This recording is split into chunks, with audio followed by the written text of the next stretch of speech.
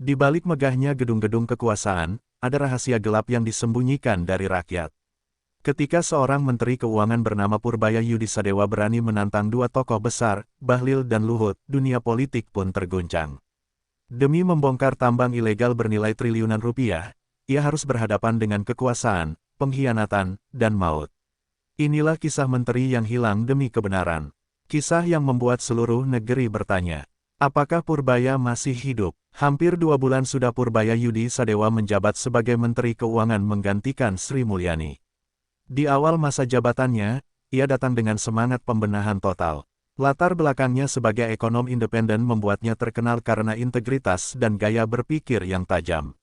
Sejak hari pertama di kantor Kementerian Keuangan, Purbaya menolak semua upacara seremonial. Ia hanya berkata singkat kepada jajarannya, "Saya tidak ingin pesta, saya ingin angka yang jujur." Kalimat itu langsung menjadi pembuka dari babak baru dalam tubuh birokrasi yang selama ini nyaman dalam kebiasaan lama. Perubahan pertama yang dilakukan Purbaya adalah membuka audit terhadap seluruh sektor penerimaan negara, terutama dari pertambangan. Ia menemukan sesuatu yang janggal. Data dari Kementerian Investasi dan Kementerian Koordinator Maritim serta Investasi menunjukkan angka ekspor mineral yang jauh berbeda dengan catatan Bea Cukai dan Bank Indonesia.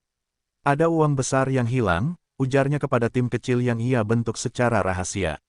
Dari situlah ia mulai menyusun peta aliran dana dari tambang-tambang di Sulawesi, Kalimantan, hingga Papua. Semakin ia gali, semakin dalam lubang kejanggalan itu. Dalam beberapa hari, laporan awal menunjukkan adanya lebih dari 300 tambang yang beroperasi tanpa izin jelas, sebagian bahkan berada di kawasan hutan lindung. Lebih mencurigakan lagi, beberapa di antaranya tetap bisa mengekspor hasil tambang ke luar negeri dengan dokumen resmi. Bagaimana bisa tambang ilegal memiliki izin ekspor? Tanya Purbaya kesal. Ia tahu, ini bukan hanya soal kelalaian administratif, tapi sudah melibatkan jaringan kekuasaan besar yang menutupi jejak mereka. Purbaya tidak ingin gegabah. Ia mengundang para direktur jenderal untuk rapat tertutup di lantai 7 Kemenkeu. Rapat yang berlangsung hingga larut malam itu dipenuhi ketegangan. Beberapa pejabat senior tampak gelisah saat mendengar rencana Purbaya untuk melakukan audit lintas kementerian. "Pak Menteri, itu sensitif sekali. Ada kepentingan banyak pihak," ujar salah satu pejabat dengan suara bergetar. Tapi Purbaya hanya menatap tajam, "Kalau yang sensitif itu uang rakyat, maka kita semua sedang berkhianat."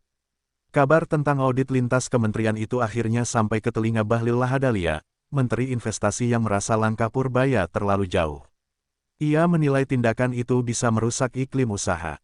Investor bisa lari kalau setiap izin mereka diperiksa ulang, katanya dalam sebuah wawancara. Namun bagi Purbaya, kebenaran tidak bisa dikorbankan atas nama investasi. Ia tahu, banyak perusahaan tambang yang mengatasnamakan investasi untuk menutupi kegiatan ilegal mereka.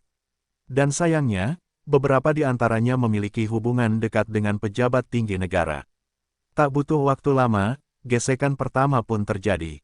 Dalam rapat terbatas di istana, Bahlil dan Luhut secara halus menegur Purbaya agar lebih hati-hati. Luhut yang dikenal berpengaruh di sektor energi dan sumber daya alam mencoba menasihati, "Jangan semua diseret ke ranah publik dulu, Bey. Kita bisa bahas baik-baik antar kementerian." Tapi Purbaya menjawab tenang, "Saya tidak menyeret siapapun, Pak. Saya hanya menjemput kebenaran yang disembunyikan." Kalimat itu membuat ruangan sejenak terdiam, bahkan presiden yang hadir pun hanya menatap. Mereka tanpa bicara. Sejak saat itu, hubungan antara ketiganya mulai mendingin. Pertemuan antar menteri yang biasanya penuh tawa kini berubah kaku. Para staf di lingkungan istana mulai membicarakan perang dingin di kabinet.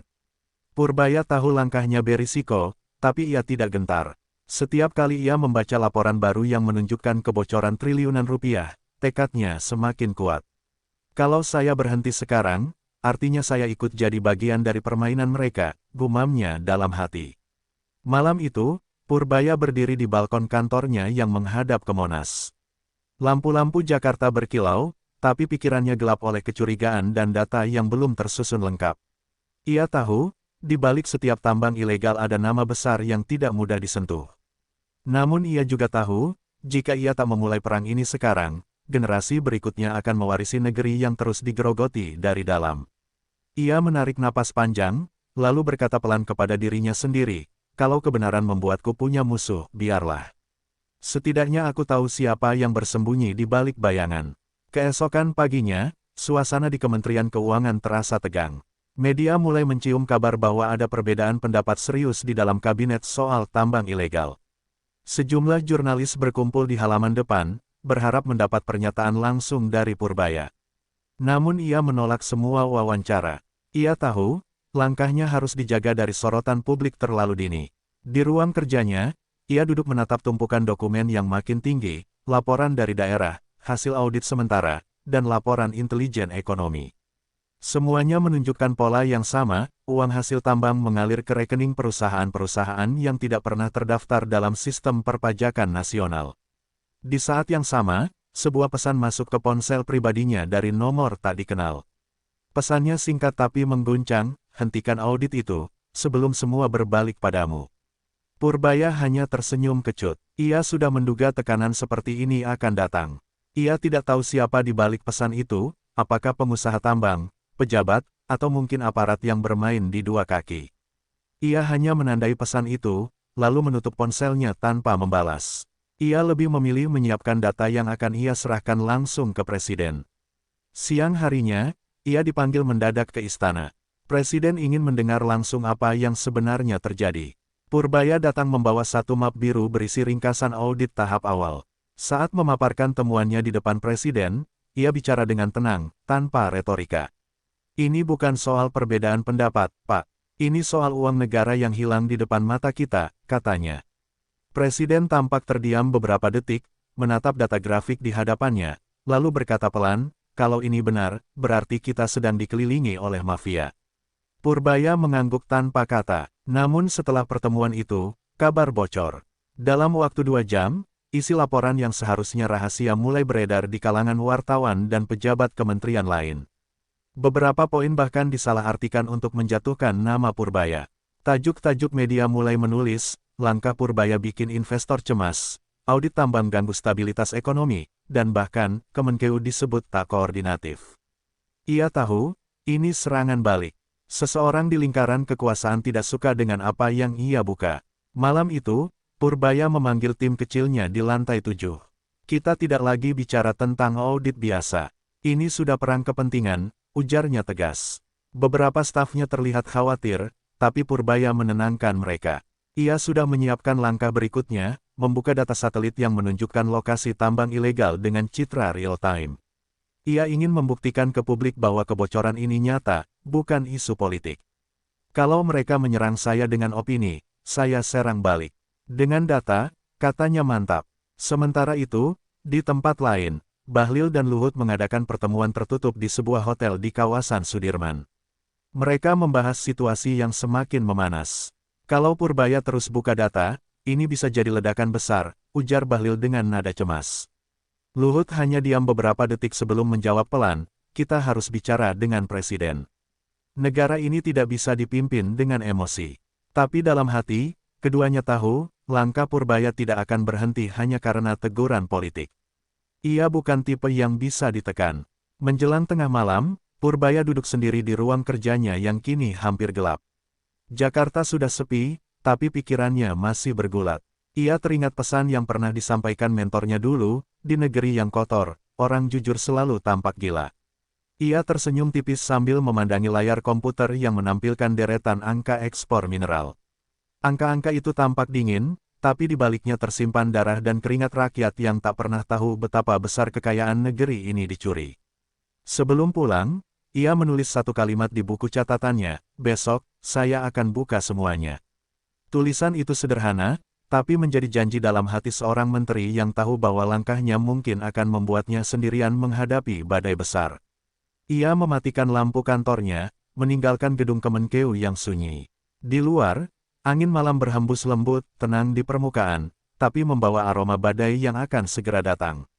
Keesokan harinya, suasana politik di Jakarta semakin panas. Media menyorot hubungan yang retak di antara 3 menteri utama kabinet. Di halaman depan Surat Kabar Nasional, terpampang foto Purbaya dengan tajuk besar, Menteri Keuangan tantang mafia tambang. Pagi itu, sebelum jam 7, telepon di meja kerjanya sudah berdering tanpa henti. Beberapa anggota DPR ingin mengundangnya ke rapat dengar pendapat. Para pengusaha menuntut kejelasan soal kebijakan tambang. Bahkan dari lingkar istana, ada yang meminta agar ia meredam tensi. Tapi Purbaya tetap tenang. Kebenaran tidak bisa ditunda hanya karena orang berkuasa sedang gelisah, katanya kepada sekretarisnya. Sebelum berangkat ke DPR, ia menerima sebuah amplop coklat tanpa pengirim yang diletakkan oleh kurir misterius di meja resepsionis. Di dalamnya, ada foto-foto satelit lain, lebih detail dari data yang dimilikinya. Ada juga beberapa nama perusahaan yang beroperasi di bawah izin yang ternyata palsu. Purbaya mengernyit. Seseorang sedang membantunya dari balik layar, tapi ia tidak tahu siapa. Menarik, ada yang ingin kebenaran ini terbuka, gumamnya sambil menaruh amplop itu ke dalam tas kulitnya. Di gedung DPR, suasana rapat berjalan panas sejak awal. Beberapa anggota fraksi yang dekat dengan kelompok tambang menyerang Purbaya dengan tuduhan bahwa auditnya membuat ekonomi terguncang. Anda membuat investor takut menanamkan modalnya di negeri ini, bentak salah satu anggota DPR. Namun Purbaya menjawab dengan tenang, investor yang takut pada transparansi bukanlah investor, mereka penjara berseragam resmi. Ruangan mendadak sunyi. Kamera televisi menangkap momen itu, dan dalam hitungan jam, pernyataannya menjadi viral di seluruh negeri. Setelah rapat, seorang wartawan bertanya kepadanya di luar gedung, apakah Anda tidak takut kehilangan dukungan politik, Pak? Purbaya berhenti sejenak, lalu tersenyum kecil. Dukungan yang lahir dari kepalsuan bukanlah kekuatan, tapi jebakan, jawabnya singkat. Kalimat itu menjadi kutipan utama di berbagai media malam itu. Ia mulai dipuji publik sebagai simbol keberanian baru di tengah kabinet yang diduga banyak kompromi dengan kepentingan ekonomi gelap. Namun ia juga tahu, setiap sorotan publik berarti semakin banyak musuh yang akan muncul dari kegelapan. Sementara itu, di sisi lain, Kota, Bahlil dan Luhut kembali bertemu. Nada pembicaraan mereka kali ini jauh lebih serius. Kalau dia terus begini, bisa-bisa kepercayaan investor asing anjlok. Kita yang repot, kata Bahlil dengan wajah muram. Luhut menjawab dengan suara berat, saya sudah bilang ke presiden, anak itu keras kepala. Tapi kalau dia punya bukti kuat, kita tidak bisa menghentikannya dengan tekanan biasa. Mereka berdua sadar, perang data yang dimulai Purbaya sudah keluar dari kendali politik. Ini bukan lagi soal ego antar menteri, tapi ancaman langsung terhadap jaringan bisnis raksasa yang sudah berakar puluhan tahun. Malam harinya, laporan baru datang dari PPATK ke meja Purbaya. Isinya memuat aliran dana dari beberapa perusahaan tambang ke rekening luar negeri. Totalnya mencapai miliaran dolar. Beberapa transaksi dilakukan lewat perusahaan cangkang di Singapura dan Hong Kong. Di antara nama-nama itu, Purbaya melihat beberapa tanda yang membuat darahnya berdesir. Ada inisial pejabat tinggi yang tak mungkin disentuh tanpa risiko besar. Ia menatap layar komputer lama, lalu berbisik, jadi ini wajah sebenarnya dari korupsi, berjas rapi dan berwibawa. Menjelang tengah malam, ia menulis memo rahasia kepada presiden, berisi permohonan pembentukan tim gabungan khusus yang melibatkan KPK, BPK, dan TNI untuk mengamankan kawasan tambang ilegal. Ia tahu, langkah ini akan memicu badai politik. Tapi jika dibiarkan, negara akan terus dijarah dalam diam. Ia mengetik kalimat terakhir dengan tegas, tidak ada stabilitas ekonomi di atas fondasi kejahatan. Setelah itu, ia menutup laptopnya dan menatap jendela, melihat kilatan petir di langit Jakarta. Seperti pertanda bahwa badai besar sudah semakin dekat. Dalam hatinya, Purbaya tahu ia sedang berhadapan dengan kekuatan yang jauh lebih besar dari dirinya. Namun sesuatu di dalam dirinya menolak untuk mundur. Mereka punya uang dan kuasa, bisiknya pelan, tapi saya punya kebenaran. Dan malam itu, di antara kilat dan angin yang bergulung di langit ibu kota, tekad seorang menteri pun mengeras seperti baja, karena ia sadar, perang melawan kegelapan tidak dimulai di medan politik, tapi di dalam hati orang yang menolak tunduk pada kebohongan. Dini hari menjelang subuh, lampu di ruang kerja Purbaya masih menyala. Di meja kerjanya yang penuh berkas, tersusun tumpukan dokumen tebal bertuliskan konfidensial, Mining Sector Report. Ia menatapnya lama, seolah menimbang antara kebenaran dan keselamatan. Di luar, suara azan pertama menggema, menandai pergantian hari yang mungkin akan menentukan arah masa depan politiknya. Ia tahu, keputusan yang akan diambil hari ini bisa mengguncang fondasi kekuasaan. Tapi ia juga tahu, diam berarti ikut bersalah. Kalau saya berhenti, mereka akan terus mencuri atas nama pembangunan, gumamnya pelan. Pukul 7 pagi, ia tiba di istana untuk menghadiri rapat kabinet terbatas. Udara terasa berat, bahkan para ajudan tampak tegang. Presiden duduk di ujung meja panjang, dikelilingi para menteri ekonomi. Di sisi kanan duduk Luhut dengan wajah kaku, sementara Bahlil menunduk menatap ponselnya. Ketika Purbaya memasuki ruangan, suasana seketika hening. Semua tahu bahwa pagi ini akan menjadi babak baru dari perseteruan yang sudah tak bisa ditutupi. Presiden membuka rapat dengan nada datar, kita bahas situasi tambang dan ekonomi nasional. Tapi semua orang tahu arah pembicaraan akan menuju satu hal, audit Purbaya. Begitu gilirannya berbicara, Purbaya berdiri dengan tenang. Ia memaparkan data di layar besar, menunjukkan peta tambang ilegal di seluruh Indonesia, disertai grafik kerugian negara. Bapak Presiden, setiap titik merah di peta ini adalah lokasi tambang tanpa izin. Dan setiap titik berarti uang rakyat yang hilang, katanya tegas. Ia menjelaskan aliran dana dari perusahaan-perusahaan bayangan, termasuk keterlibatan beberapa pejabat daerah dan korporasi besar yang selama ini dianggap patuh. Beberapa menteri tampak saling pandang, sebagian mulai gelisah. Bahlil tak bisa menahan diri. Ia memotong pembicaraan dengan nada keras, data Anda terlalu sepihak, Pak Purbaya. Banyak tambang rakyat yang memang belum tuntas izinnya, tapi mereka bukan kriminal. Purbaya menatapnya lurus. Saya tidak bicara tentang rakyat kecil, Pak Bahlil. Saya bicara tentang konglomerat yang mengatasnamakan rakyat untuk menjarah negara. Suasana ruangan seketika menegang. Beberapa pejabat menunduk, tak berani menatap keduanya. Luhut, yang sejak tadi diam, akhirnya angkat bicara dengan nada berat dan tenang. Kita semua ingin negara ini bersih, tapi jangan membuat situasi seolah-olah semua orang jahat. Dunia usaha bisa goyah kalau terlalu banyak guncangan. Purbaya menjawab dengan datar tapi menusuk, yang membuat goyah bukan kejujuran, Pak Luhut. Yang membuat goyah adalah ketakutan akan kebenaran. Kalimat itu membuat Presiden menatapnya lama. Ruangan seolah kehilangan oksigen. Setelah rapat usai, Purbaya keluar dengan langkah tenang. Namun di koridor, seorang staf istana mendekatinya diam-diam dan berbisik, hati-hati, Pak. Ada orang besar yang tidak suka dengan langkah Bapak. Mereka mulai gerak. Purbaya hanya mengangguk tanpa menjawab. Ia tahu ini bukan peringatan kosong. Dalam dunia politik, ancaman seringkali datang dengan senyum dan tepukan bahu. Sore harinya, berita tentang perdebatan di rapat kabinet bocor ke media. Tayangan televisi menyorot tajuk, Purbaya vs 2 Menteri Senior. Opini publik pun terbelah, sebagian memuji keberaniannya, sebagian menyebutnya sombong dan tidak tahu diri. Tapi di media sosial, nama Purbaya kembali trending. Warganet menulis dukungan dengan tagar-tagar bersama Purbaya bersihkan tambang. Ia mulai menjadi simbol perlawanan terhadap mafia tambang, yang selama ini tak tersentuh hukum. Malam itu, di rumah dinasnya yang tenang, Purbaya menerima telepon dari seseorang yang tak disebutkan namanya. Suara di seberang terdengar berat, berwibawa, dan mengandung ancaman halus. Anda terlalu jauh masuk ke wilayah yang bukan urusan Anda, Pak Menteri. Kadang kebenaran tidak harus diucapkan keras-keras, cukup diketahui saja. Purbaya menjawab pelan tapi tegas, kalau semua orang berpikir begitu, negara ini tidak akan pernah sembuh. Lalu ia menutup telepon itu tanpa ragu. Setelahnya, ia duduk lama di ruang tamunya. Lampu kecil menyala redup, sementara hujan mulai turun di luar. Ia memandangi berkas-berkas tambang ilegal yang berserakan di meja, seolah menatap wajah-wajah para pelaku di baliknya. Ia tahu, pertempuran ini baru dimulai.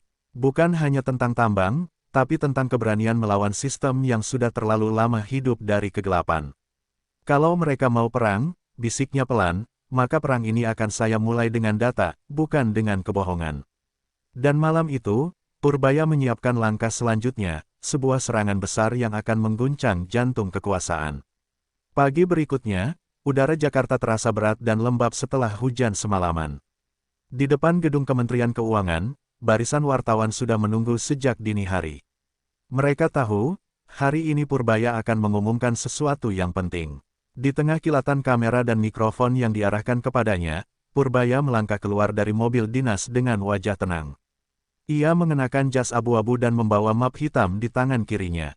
Kita sudah terlalu lama membiarkan kebocoran ini, katanya singkat sebelum masuk ke aula utama tempat konferensi pers akan dimulai. Beberapa menit kemudian, layar besar di belakangnya menampilkan peta digital tambang di seluruh Indonesia. Purbaya membuka map hitamnya dan mulai berbicara, suaranya tegas tapi tenang. Ini adalah hasil audit tahap pertama dari lintas kementerian dan lembaga. Dari 700 tambang aktif, 412 terbukti tidak memiliki izin sah, dan 180 diantaranya tetap mengekspor hasilnya ke luar negeri melalui jalur yang melibatkan perusahaan bayangan. Ia berhenti sejenak, menatap ke arah kamera. Nilai kerugian negara, menurut perhitungan awal, mencapai lebih dari 400 triliun rupiah. Suasana ruangan langsung berubah hening. Wartawan mulai mengangkat tangan, bertanya beruntun. Apakah benar ada pejabat yang terlibat, Pak Menteri? Tanya seorang reporter dari televisi nasional. Purbaya hanya tersenyum kecil. Saya tidak akan menyebut nama tanpa bukti final. Tapi yang jelas, data kami sudah menunjukkan pola aliran dana ke sejumlah entitas yang tidak semestinya. Kalimat itu membuat ruangan kembali bergemuruh. Purbaya tahu, dengan mengucapkan itu, ia baru saja menyalakan api di tengah tumpukan bensin politik.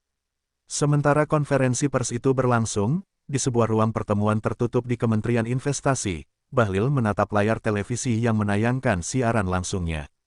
Wajahnya menegang. Dia benar-benar gila, katanya dengan nada marah. Dia menyeret semua orang ke dalam lumpur. Salah satu stafnya mencoba menenangkan, tapi Bahlil menepis dengan kasar. Ia tahu, setelah konferensi itu, publik akan menekan semua kementerian yang terkait tambang. Sementara Luhut, yang menonton dari ruang kerjanya di Kemenko Marves, hanya menghela napas panjang. Ia tahu Purbaya sedang menyiapkan sesuatu yang jauh lebih besar daripada sekadar audit. Beberapa jam setelah konferensi, reaksi bermunculan dari berbagai pihak. LSM Lingkungan mendukung penuh langkah Purbaya. Akademisi menulis opini bahwa ini adalah momentum penting untuk reformasi sektor pertambangan. Namun dari pihak lain, sejumlah asosiasi pengusaha mengeluarkan pernyataan keras yang menuduh Purbaya tidak memahami mekanisme investasi global. Bahkan di DPR, ada suara yang mulai menggoyang posisinya dengan dalih ketidakharmonisan antar menteri. Tapi di media sosial, masyarakat berpihak padanya.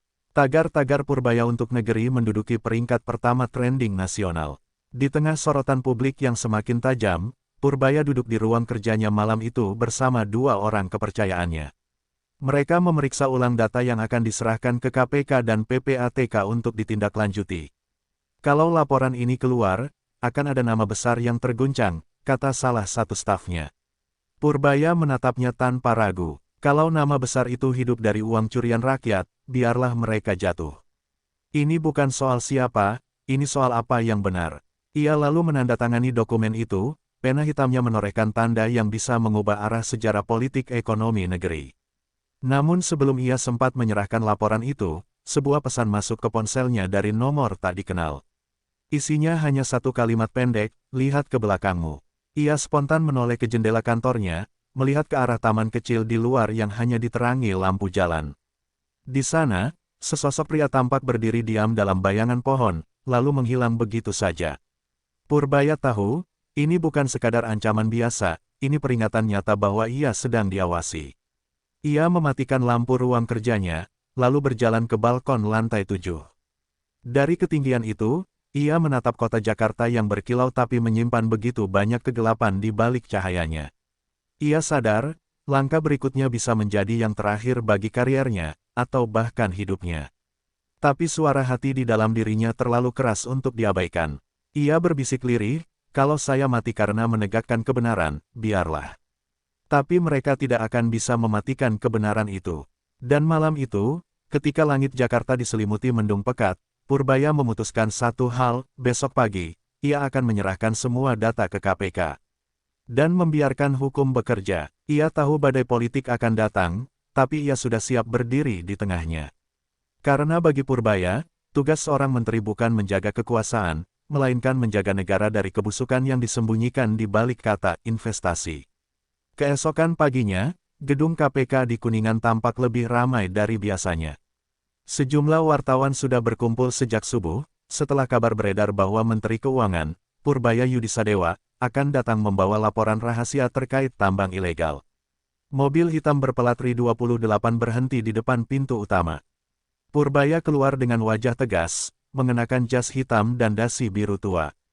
Di tangannya, ia membawa map coklat tebal bersegel merah, dokumen yang selama berminggu-minggu ia rahasiakan dari banyak pihak, bahkan dari sebagian besar bawahannya sendiri.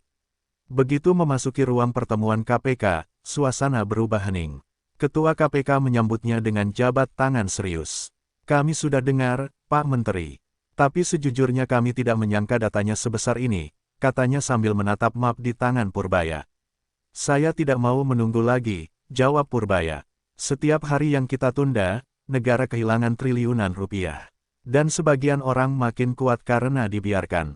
Ia meletakkan map itu di atas meja dan duduk dengan tatapan yang menunjukkan bahwa ia tak lagi peduli dengan resiko politik. Saat dokumen dibuka, suasana ruangan semakin berat. Nama-nama besar terpampang jelas di lembar pertama, bukan hanya pengusaha tambang, tapi juga pejabat aktif dan pensiunan jenderal. Beberapa bahkan tercatat memiliki perusahaan cangkang di luar negeri yang menampung hasil tambang ilegal dari Sulawesi, Kalimantan, hingga Papua. Ketua KPK hanya bisa menarik napas panjang. Ini bukan sekadar pelanggaran administratif. Ini kejahatan ekonomi berskala nasional, ujarnya pelan. Purbaya mengangguk. Dan kalau kita tidak bertindak sekarang, mereka akan membeli negara ini sedikit demi sedikit. Namun di luar gedung, angin politik sudah berputar liar. Berita tentang kedatangan Purbaya langsung menyebar di semua media nasional. Sebagian mendukung langkah beraninya, tapi sebagian lain menuduhnya mencari popularitas menjelang reshuffle kabinet. Bahkan beberapa stasiun televisi menayangkan opini yang menyudutkannya, menyebut langkahnya sebagai tindakan gegabah yang bisa mengganggu iklim investasi. Purbaya hanya tersenyum getir ketika mendengar komentar itu di perjalanan pulang. Mereka bicara investasi, tapi lupa kalau yang diinvestasikan adalah kerakusan, gumamnya pelan. Di sisi lain kota, Bahlil menatap layar laptopnya dengan wajah merah padam. Laporan itu tidak hanya menyeret pengusaha yang dekat dengannya, tapi juga sejumlah pejabat di lingkup Kementerian Investasi. Ia langsung menghubungi seseorang melalui telepon terenkripsi. Kita harus hentikan dia sebelum semuanya terbuka, katanya dengan nada dingin. Kalau data itu sampai ke publik, habislah semua orang. Suara di seberang hanya menjawab singkat, kami sudah bergerak, Pak Menteri. Kalimat itu cukup membuat Bahlil terdiam sesaat, menyadari bahwa permainan ini telah berubah menjadi pertarungan hidup dan mati. Sore harinya, mobil dinas Purbaya melaju menuju rumah dinasnya di kawasan Menteng. Di belakang, dua mobil gelap tampak mengikuti dari jarak yang tidak terlalu jauh. Sopir Purbaya melirik melalui kaca spion, wajahnya mulai tegang. Pak, sepertinya ada yang mengikuti kita, bisiknya. Purbaya hanya menatap lurus ke depan. Jangan panik, lanjutkan saja ke rumah. Begitu mobilnya berhenti di halaman, dua mobil misterius itu ikut berhenti beberapa meter di belakang, namun tidak ada yang keluar. Mereka hanya diam di dalam, seolah menunggu sesuatu. Malam menjelang, hujan turun perlahan membasahi kaca jendela rumah dinas. Purbaya berdiri di ruang kerja, sambil menatap layar komputer, membaca kembali isi laporan yang baru saja ia serahkan. Dalam hati, ia tahu keputusan itu akan mengundang badai besar. Tapi bagi dirinya, kebenaran tidak bisa dinegosiasikan. Ia menutup laptopnya, lalu memandangi foto mendiang ayahnya yang terpajang di meja. Bapak dulu bilang, jangan takut kalau benar. Saya pegang itu sampai mati, ucapnya lirih. Dan seolah menjawab kata-katanya, tiba-tiba terdengar bunyi kaca pecah dari lantai bawah. Lampu rumah berkedip sesaat, lalu padam. Dalam gelap, langkah kaki berat terdengar mendekat dari arah pintu utama. Purbaya meraih ponselnya, menekan tombol panggilan darurat, namun sinyal tiba-tiba menghilang. Di tengah kegelapan, hanya satu hal yang pasti, ia sedang diburu, bukan karena jabatannya, tapi karena keberaniannya menentang sistem yang terlalu nyaman hidup dalam kebohongan. Petir menyambar langit Jakarta malam itu, seolah menegaskan bahwa badai sesungguhnya telah dimulai. Di dalam rumah dinas yang kini gelap gulita, Purbaya berjalan perlahan ke arah pintu ruang kerja, mendengar setiap langkah yang menggema dari lantai bawah. Nafasnya teratur, tapi matanya waspada. Ia bukan orang yang mudah panik, pengalaman panjang di dunia keuangan dan politik telah mengajarkannya bahwa musuh paling berbahaya sering datang dengan senyum, bukan dengan senjata. Namun kali ini berbeda. Suara berat sepatu dan bunyi gesekan logam menandakan satu hal, yang datang malam itu bukan diplomat, melainkan pemburu. Dari balik pintu, terdengar suara berbisik pelan. Pastikan cepat, jangan buat ribut. Dua bayangan bergerak di ruang tamu, menenteng senter kecil. Purbaya memegang tongkat golf yang ada di pojok ruangan, satu-satunya benda yang bisa dijadikannya senjata. Saat langkah mereka mendekat ke tangga, Purbaya mengambil napas dalam dan bersiap. Begitu kepala penyerang pertama muncul di tangga, ia langsung mengayunkan tongkat itu dengan keras. Dentuman logam dan jeritan singkat terdengar. Orang itu tumbang. Yang kedua langsung menembakkan pistol berperedam, tapi meleset. Purbaya menendang meja, menjadikannya tameng darurat, dan berlari ke arah pintu belakang. Ia tahu rumah itu memiliki jalur darurat menuju garasi bawah tanah, akses yang hanya diketahui oleh petugas keamanan dan dirinya sendiri. Dengan cepat, ia membuka pintu rahasia di balik rak buku, masuk ke lorong sempit yang gelap dan dingin. Di belakangnya, suara langkah dan teriakan makin dekat. Cari dia, jangan sampai keluar. Salah satu suara terdengar sangat jelas, dan anehnya, Purbaya mengenal suara itu. Ia membeku sesaat. Itu suara ajudan lama Luhut, orang yang dulu pernah duduk bersamanya dalam rapat ekonomi kabinet. Seketika ia sadar, ini bukan serangan acak, ini operasi terencana. Sementara itu, di luar rumah, dua mobil hitam tambahan datang tanpa lampu menyala. Di dalamnya, beberapa pria berseragam hitam keluar, membawa peralatan komunikasi dan senjata api. Mereka tidak bicara banyak, hanya menunggu aba-aba dari pemimpin mereka. Namun tak jauh dari situ, sebuah mobil van putih juga berhenti diam. Di dalamnya, dua agen Intel TNI yang selama ini memantau pergerakan Purbaya ikut menatap situasi dengan tegang. Salah satunya berbisik, "Perintah dari atas, lindungi Pak Menteri dengan cara apapun." Lalu mereka keluar dari mobil dan bergerak cepat menuju pagar belakang rumah. Purbaya berhasil sampai di garasi bawah tanah dan menyalakan lampu darurat. Ia membuka brankas kecil, mengambil berkas asli laporan tambang ilegal dan sebuah flash disk yang berisi bukti transfer luar negeri. Ia tahu, dokumen ini lebih berharga dari nyawanya sendiri. "Kalau aku jatuh, kebenaran harus tetap hidup," katanya sambil memasukkan flash disk itu ke dalam sepatu kulitnya. Saat ia hendak keluar, pintu garasi tiba-tiba digedor keras dari luar. "Pak Menteri, kami dari pengamanan istana," teriak salah satu agen TNI. Ia ragu sejenak, lalu mengenali suara itu, Mayor Wahyu, orang yang pernah ditugaskan menjadi pengawalnya dulu. Begitu pintu dibuka, dua agen TNI langsung menariknya keluar dan membawanya ke mobil putih yang sudah menunggu dengan mesin menyala. "Kita harus pergi sekarang, Pak. Mereka bukan perampok biasa," kata Mayor Wahyu sambil memperhatikan layar tablet yang menampilkan posisi penyerang. Mobil langsung melaju ke arah selatan Jakarta, menembus hujan deras yang turun tanpa ampun. Dari kaca belakang, Purbaya melihat kilatan lampu mobil hitam yang mengejar mereka. Ia tahu, mulai malam itu, hidupnya tak akan pernah sama lagi. Sementara di ruang lain, Luhut dan Bahlil sedang duduk di sebuah ruang rapat tertutup di kawasan Sudirman. Di atas meja, ada laporan situasi dari anak buah mereka. "Dia lolos," kata salah satu petugas dengan suara gemetar. Luhut hanya menghela napas panjang. "Kalau dia sampai buka semua data itu ke publik, habislah kita," kata Bahlil dengan nada murka.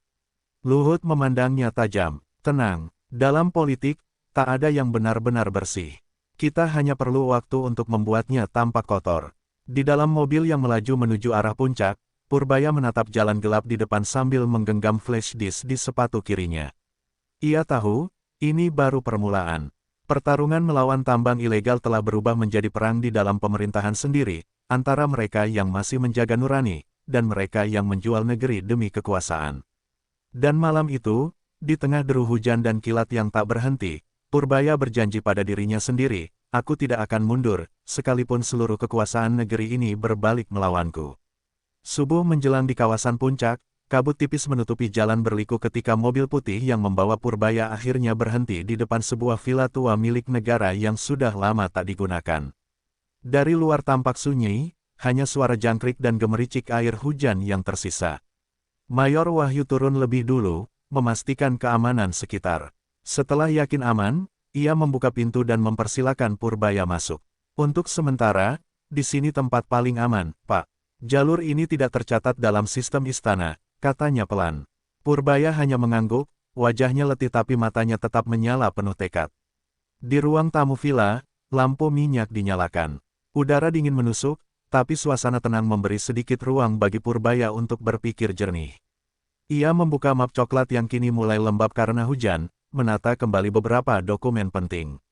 Di dalamnya, selain laporan keuangan, ada juga surat izin palsu yang menggunakan tanda tangan digital dari pejabat tinggi, bukti kuat bahwa sistem negara telah dibobol dari dalam.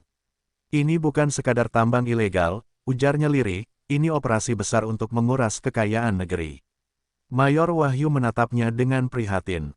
Kalau begitu, kita tidak sedang melawan orang, Pak, kita melawan jaringan. Sementara itu, di Jakarta, situasi berubah drastis. Media mulai mencium kabar bahwa Menteri Keuangan menghilang sejak tadi malam. Istana mengeluarkan pernyataan resmi bahwa Purbaya sedang menjalani tugas investigasi di luar kota, tapi para wartawan politik tahu, ada sesuatu yang lebih besar di balik pernyataan itu. Di media sosial, tagar-tagar Save Purbaya mulai trending. Rakyat mulai curiga, dan dukungan publik pun mengalir deras. Jangan biarkan menteri jujur dikorbankan, tulis salah satu aktivis di X. Namun di balik hiruk-pikuk publik, Bahlil dan Luhut semakin gelisah. Mereka mengadakan rapat darurat di sebuah ruang bawah tanah yang hanya diakses oleh segelintir orang penting. Kita harus kontrol narasi, kata Luhut dengan nada tegas. Bilang saja dia kabur karena kasus suap luar negeri. Buat publik ragu pada moralnya, Bahlil menyeringai sinis. Saya sudah siapkan buzzer untuk itu. Dalam seminggu, citranya akan hancur. Tapi Luhut tetap tak tenang. Ia tahu, selama Purbaya masih hidup dan memegang bukti, segalanya bisa berbalik. Di Villa Puncak, malam kembali turun. Hujan deras mengguyur atap, dan angin berembus kencang menembus celah jendela tua.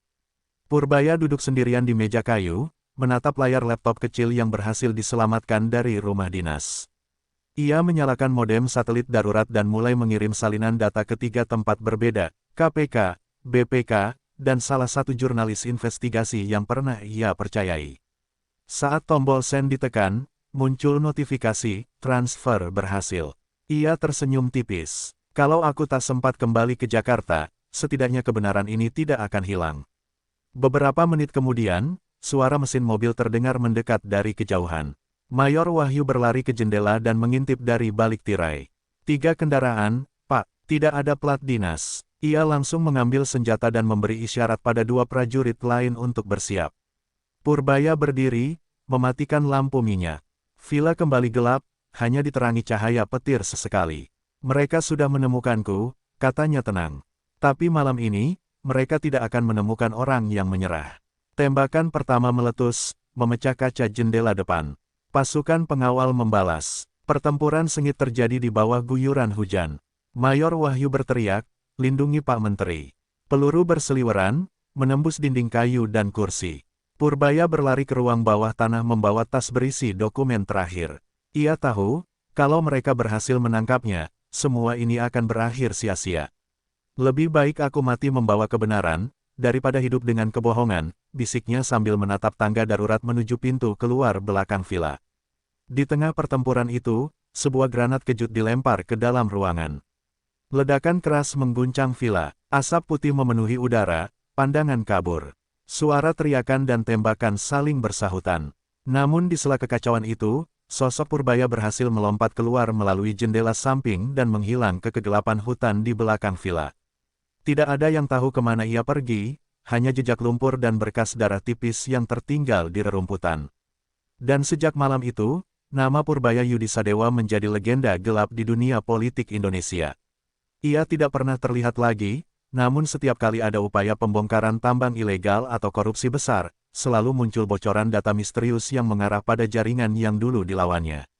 Rakyat menyebutnya, bayangan keuangan, menteri yang hilang demi menyelamatkan negeri dari para pencuri berseragam. Sedangkan di Jakarta, Bahlil dan Luhut mulai merasakan ketakutan yang sama, karena mereka tahu, meski tubuh Purbaya mungkin tak ditemukan, kebenarannya belum mati. Beberapa minggu setelah hilangnya Purbaya Yudisadewa, suasana politik nasional berubah menjadi medan perang opini.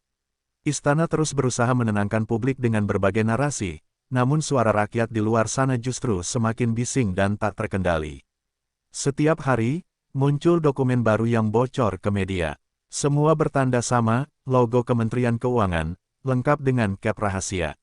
Di dalamnya, tertulis rincian transaksi gelap antara perusahaan tambang dan pejabat tinggi negara, termasuk beberapa nama yang sangat dekat dengan lingkar kekuasaan. Tak ada yang tahu siapa yang membocorkannya, tapi satu hal pasti, semua data itu asli. KPK akhirnya mengumumkan pembentukan tim bayangan, sebuah tim investigasi rahasia yang langsung diketuai oleh komisioner utama. Bukti yang kami terima tidak mungkin dibuat oleh pihak luar, kata juru bicara KPK dalam konferensi pers yang disiarkan nasional.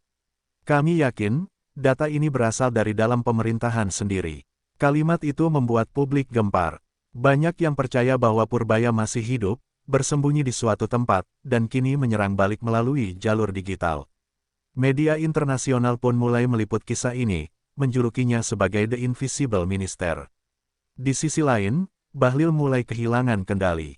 Banyak pejabat di bawahnya dipanggil KPK untuk dimintai keterangan.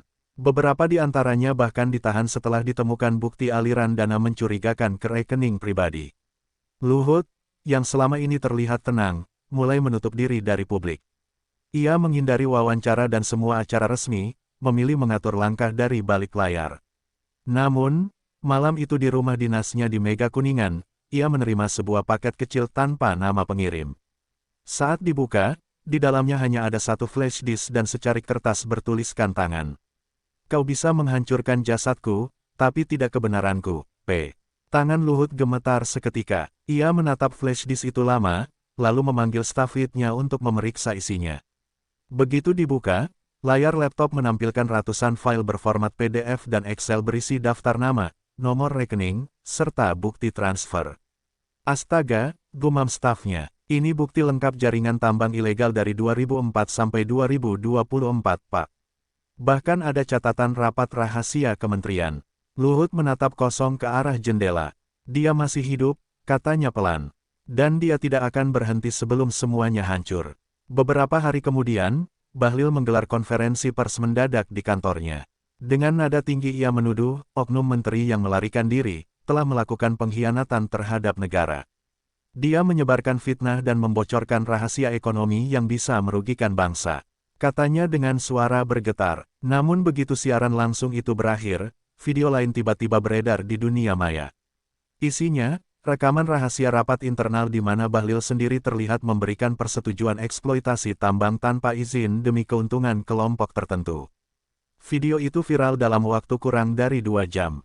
Publik pun berbalik. Dukungan untuk Purbaya melonjak drastis. Di berbagai kota, mural bertuliskan, "Purbaya hidup," mulai muncul di tembok-tembok. Mahasiswa turun ke jalan menuntut pembenahan total sektor pertambangan.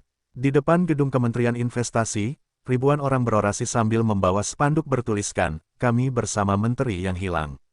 Pemerintah panik. Istana mengeluarkan perintah darurat untuk memblokir seluruh data bocoran yang beredar di internet, tapi sudah terlambat, semuanya telah tersebar di ribuan server di luar negeri. Sementara itu, jauh di pedalaman Sulawesi, di sebuah rumah panggung sederhana di tepi hutan, seorang pria parubaya sedang duduk di depan laptop tua.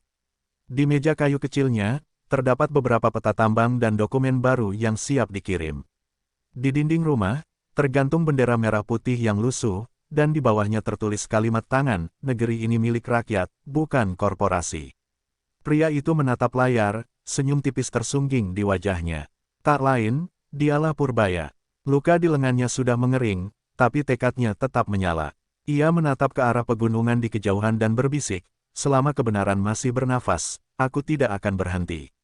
Malam itu, dari tempat persembunyiannya yang sunyi, ia mengirimkan pesan terakhir ke saluran terenkripsi milik jurnalis investigasi internasional. Pesan itu singkat tapi mengguncang dunia. Lebih besar dari, tambang ilegal bukan hanya urusan bisnis, ini soal kedaulatan bangsa. Dan aku punya bukti terakhir yang akan mengguncang dunia. Beberapa jam kemudian, server pemerintah di Jakarta mengalami gangguan besar. Ratusan file rahasia terbuka untuk publik. Nama-nama pejabat, perusahaan, hingga rekening di luar negeri terpampang jelas. Negara pun berguncang. Di antara kekacauan itu, muncul satu kalimat anonim di dunia maya yang viral di seluruh dunia.